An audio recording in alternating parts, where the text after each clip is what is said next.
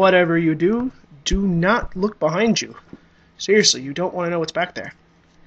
And if you actually just looked, then you were way too paranoid. But anyway, with that in mind, this is Slash Assassin 2, and today we've got another Wi-Fi battle against Skyl1neGamer. He challenged me on Skype, and I accepted with this brand new team that I wanted to test out. So I'm going to lead off with Eats Babies, my Gengar, which is, I'm guessing that's what Gengar does. I don't quite know. So he's going to go with the Stealth Rocks. Predicted that, so I went for the substitute rather than just go straight out for the attack. I'm going to go for the Focus Blast as he, for some odd reason, switches into Tyranitar. I guess maybe just to get the sand up, so my leftovers gets nullified, but who knows? Nobody will ever know. And it barely misses the KO. Barely. My voice cracked there a little bit, didn't it? Barely misses the KO, which is fine. So, to not risk anything missing, I'm just going to go for the safe Shadow Ball, which he ends up switching out to Latios, and yeah, that's not going to take that very well. That's gonna die after the sandstorm, so actually quite happy that he set up the sand now. And then he switched out to Latios, obviously, because I hate Latios. I really, really do. So as we go out to Dragonite here, is I'm going to just Shadow Ball him, break that Marvel Scale, because that does like nothing with the Marvel Scale. He's just going to Dragon Claw to break my sub. And I see he has the Life Orb, which is great, which means his Dragonite's going to get down withered way too fast.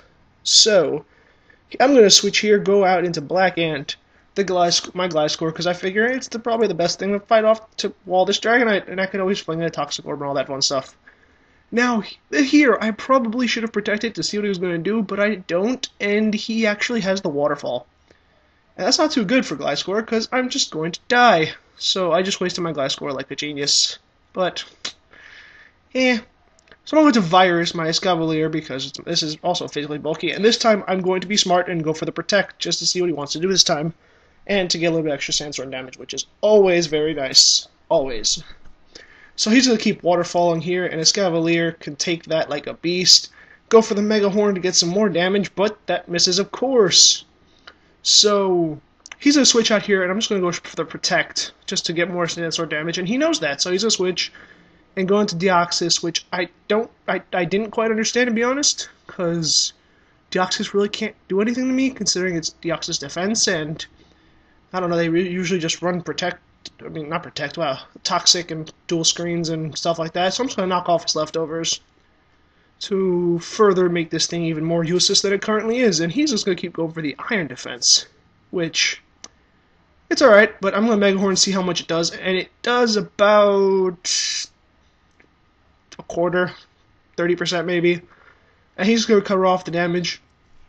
Now, I'm just going to keep staying in here going for the Mega Horn. What I'm trying to do is get to a point where I can lower him low enough that I know he's going to want to recover, so I can switch out to something, and hopefully, you know, he's not obviously going to predict it because he's going to want to get his HP back, so I avoid getting Toxicked. And this is the opportunity that I see to do such play that I have concocted, and thus go out into Rinse Cycle, my Rotom. So he's going to recover like I expected him to, and now I have successfully executed my plan. Now for a new plan, which I believe here is just to go straight for the Volt Switch. Is it? It is. Go straight for the Volt Switch to give me Switch advantage now, because that's always a good thing. And I'm going to go back out into Gengar. I'm going to go straight for the sub after all this leftovers and Sandstorm recovery crud, because I just want to see what he's going to do. So I go for the sub, and he's going straight for the Gyro Ball. So I'm like, alright, he's going to Gyro Ball me again, because that's obviously what he wants to do, because Gengar has already been has been a pain enough already, so Focus Blast is like, you know what, I don't want to hit, bro, and down goes Gengar. Seriously. Every time a Focus Blast misses, I want to just choke it if it was a real living creature. So I'm going to go into Salamence now, Big Green, as I have it nicknamed. I also have another regular shiny, a non-shiny Salamence named Big Blue. And just go straight for the Fire Blast as he goes out to Ambipom, and it does about half, and I was like, why are you taking that so well? I don't know, considering you're an Ambipom. You shouldn't take that too well. Here he said he actually misclicked and went for the U-turn. It ends up working out for him just fine, though, because I brought in his Cavalier, and he has Life Orb, so he wanted to go for the Fake Out, which would just cost him more useless Life Orb damage. And he's going to go out to Ferrothorn. I can't do much here, I know that, so I'm going to go out into Rotom. on the obvious leech seed, but you know what? I was like, I need to do something to this thing, or it's going to be really pain. Because, you know, it's a Ferrothorn. A Ferrothorn's always pains.